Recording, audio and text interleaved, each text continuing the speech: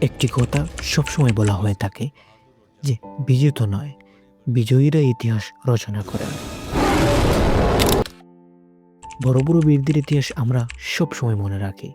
তাদের বিজয়গাথা প্রজন্ম থেকে প্রজন্ম স্মৃতিতে বয়ে বেড়ায়। আর যারা হেরে যায়, তারা যেমন জীবন যুদ্ধে হেরে যায়, তেমনি ইতিহাসের পাতায় তাদের জন্য জায়গা হয় না। বিজয়ীর তলোয়ারের তলায় আসার মুহূর্তটি কেবল সবার নজরে আসার একমাত্র মাধ্যম হয়ে দাঁড়ায়। কিন্তু একটি পর্যায়ে এসে আমরা বুঝতে পেরেছি, কেবল বিজয়ী হওয়া নয়, হেরে যাওয়াও হতে পারে ইতিহাসে জায়গা করে নেওয়ার মতো উপায়। যদি সেই হারের ভেতরেও তাকে লড়াই করে হেরে না যাওয়ার মানসিকতা, দেশপ্রেম, আত্মত্যাগ, পেশাদারিত্ব আর মানুষের ভালোবাসা। এমনই একজন বীর ছিলেন সুলতান জালালউদ্দিন খাওয়ারেজম শাহ। পরাজয় ছিল তার চূড়ান্ত পরিণতি। কিন্তু বহু যুদ্ধে তিনি সেই সময়ের ভয়াবহ মঙ্গল বাহিনীকে নাকানি চুবানি খাইয়েছিলেন। চেঙ্গিস খান তাকে দমন করতে সর্বশক্তি নিয়োগ করেন। চেঙ্গিস খান তার বুদ্ধিমত্তা, যোগ্যতা, সামরিক সক্ষমতা এবং যুদ্ধের কৌশল দেখে বলেছিলেন, সন্তান হলে জালালউদ্দিনের মতো হওয়া দরকার। জালালউদ্দিন 1199 সালে জন্মগ্রহণ করেন। তিনি ছিলেন খাওয়ারিজম সাম্রাজ্যের দ্বিতীয় সুলতান আলাউদ্দিনের প্রথম পুত্র। ফলশ্রুতিতে মঙ্গলরা একের পর এক শহর দখল করতে থাকে আর নির্বিচারে গণহত্যা চালায়। এর ফলে ওই সকল অঞ্চল জনমানবিহীন হয়ে পড়ে। মানুষের পচা লাশের গন্ধে আকাশ ভারী হয়ে ওঠে। সুলতান আলাউদ্দিন অসুস্থ হওয়ার পর তার পুত্রদের ডেকে পাঠান। এরপর জালালউদ্দিনকে তার উত্তরাধিকারী হিসেবে ঘোষণা করেন। সবার সামনে সুলতান তার নিজের তলোয়ার খুলে জালালউদ্দিনের বেল্টে বেঁধে দেন।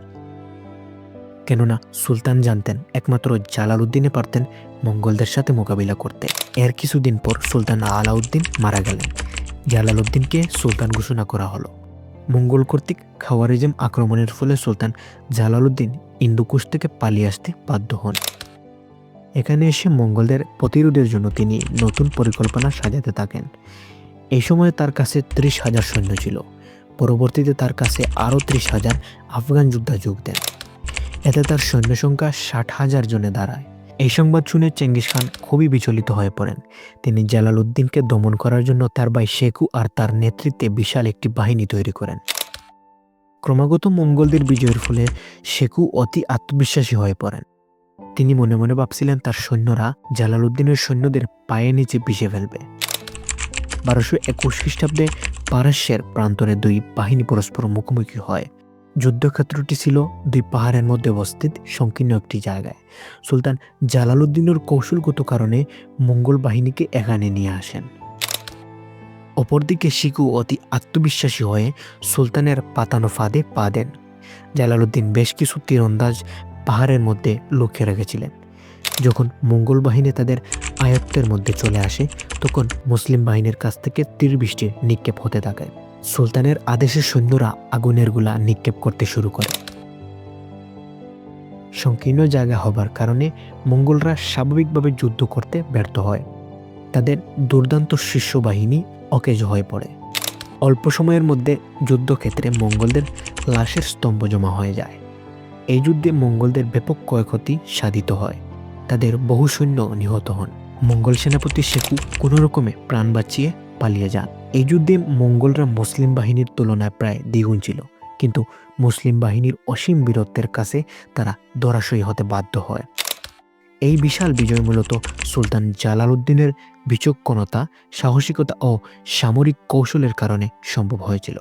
কিন্তু এই বিশাল বিজয়ের পরেও যুদ্ধের গনিমত ভাগাভাগিকে কেন্দ্র করে মুসলিম বাহিনীর মধ্যে গোলযুগের সৃষ্টি হয়। আফগান যোদ্ধা ও জালালউদ্দিনের শ্বশুরের সৈন্যদের মধ্যে একটি সাধারণ ঘটনাকে কেন্দ্র করে ঝামেলার সৃষ্টি হয়। উভয় পক্ষই এই ঘটনাকে নিজেদের গনিমত বলে উল্লেখ করেন। সুলতানের কাছে বিষয়টি অবগত করা হলে তিনি তার শ্বশুরের পক্ষে অবস্থান নেন। এতে করে আফগানরা প্রচণ্ড মাত্রায় ক্ষুব্ধ হয়। বহু আফগান যোদ্ধা সুলতানকে ত্যাগ করে ক্যাম্পে চলে যান।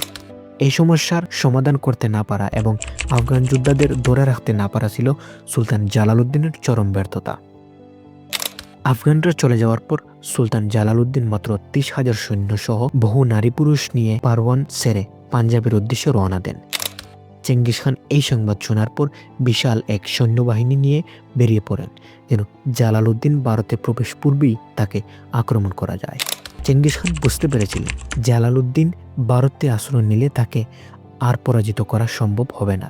তিনি ভারতে আসতে পারলে সুলতান ইলতুৎমিশের সঙ্গে মিলে বিশাল এক বাহিনী গড়ে তুলতে পারতেন। এতে করে মঙ্গল সাম্রাজ্যের হুমকির মুখোমুখি হতো। তাই চেঙ্গিস খান জালালউদ্দিনকে দমন করার জন্য সর্বশক্তি নিয়োগ করেন। মুসলিম বাহিনী যখন সিন্ধু নদীর কাছাকাছি চলে আসে তখন মঙ্গল বাহিনী তাদের ঘিরে ফেলে। সেই সময় সুলতানের সাথে 3,000 নিয়মিত বাহিনীর সঙ্গে অনিয়মিত 30,000 যোদ্ধা ছিল, যাদের যুদ্ধ সম্পর্কে তেমন ধারণা ছিল না। এই বহরে হাজার হাজার অসহায় নারী ও শিশুও ছিল। হঠাৎ আক্রমণের ফলে মুসলিম বাহিনী বেশ বিপদে পড়ে যায়। সুলতান সৈন্যদের নিয়ে রক্ষণার্থ অবস্থান গ্রহণ করেন। তিনি এমন এক জায়গায় সৈন্য সমাবেশ করেন যার একদিকে ছিল পাহাড়, অন্যদিকে ছিল সিন্ধু নদী। সুলতানের এই অবস্থান গ্রহণের কারণ ছিল যাতে সহজেই শরণার্থীদের নদী পার হয়ে যেতে পারে। মঙ্গল বাহিনীর পাশবিক আক্রমণ রুখে দিয়ে জালালউদ্দিন তার বাহিনীকে নিয়ে মঙ্গলদের কেন্দ্রীয় বাহিনীকে আক্রমণ করেন। এতে মঙ্গলদের কেন্দ্রীয় বিভাগ প্রায় ভেঙে যায়, বহু তাতারি প্রাণ হারায় এবং এ অবস্থায় দেখে চেঙ্গিস খান 10,000 সৈন্য পাহাড়ের উপর পাঠান। দুই দিক থেকে ক্রমাগত আক্রমণের ফলে মুসলিম বাহিনী কোনোটাসা হয়ে পড়ে। অবস্থা বেগতিক দেখে সুলতান জালালউদ্দিন সঙ্গী সাথীদের নিয়ে সিন্ধু নদীর ওপারে পালিয়ে যেতে সক্ষম হন। বস্তুত মঙ্গলদের এই বিশাল বাহিনীকে পরাজিত করা ছিল প্রায় অসম্ভব। এই যুদ্ধের কারণ ছিল সাধারণ মানুষ যেন সিন্ধু নদী পার হবার জন্য প্রয়োজনীয় সময় পায়। এই যুদ্ধে হাজার হাজার শরণার্থী সহ বহু মুসলিম সৈন্য নিহত হন। পরবর্তীতে সিন্ধু নদ পার হয়ে জালালউদ্দিন ভারতবর্ষের সুলতান ইলতুৎমিশের কাছে আশ্রয় চাইলেন। মঙ্গল বাহিনীর ভয়ে তিনি জালালউদ্দিনকে আশ্রয় দিতে অস্বীকার করেন। জালালউদ্দিন 3 বছর পালিয়ে থাকার পর লাহোর এবং পাঞ্জাব থেকে সৈন্য সংগ্রহ করে মঙ্গলদের প্রতিরোধের জন্য জোট গড়ে তোলেন। আমৃত্যু তিনি মঙ্গলদের বিরুদ্ধে লড়ে গেছেন। বহু যুদ্ধে মঙ্গল বাহিনী তার হাতে পর্যুদস্ত হয়। জীবনের শেষ দিকে তাকে ক্রমাগত বিশ্বাসঘাতকতার মুখোমুখি হতে হয়। সেলজুকদের নিয়োগকৃত একদল সেনার হাতে অত্যন্ত দুঃখজনকভাবে তাকে প্রাণ হারাতে হয়। যদিও তিনি পরাজিত এক বীর, কিন্তু মঙ্গলদের বিরুদ্ধে তার প্রতিরোধ সুদূর প্রসারী ভূমিকা রেখেছিল। মঙ্গলদের প্রতিরোধ না করলে হয়তো মুসলমানদের অস্তিত্ব আজ বিপন্ন হয়ে যেত।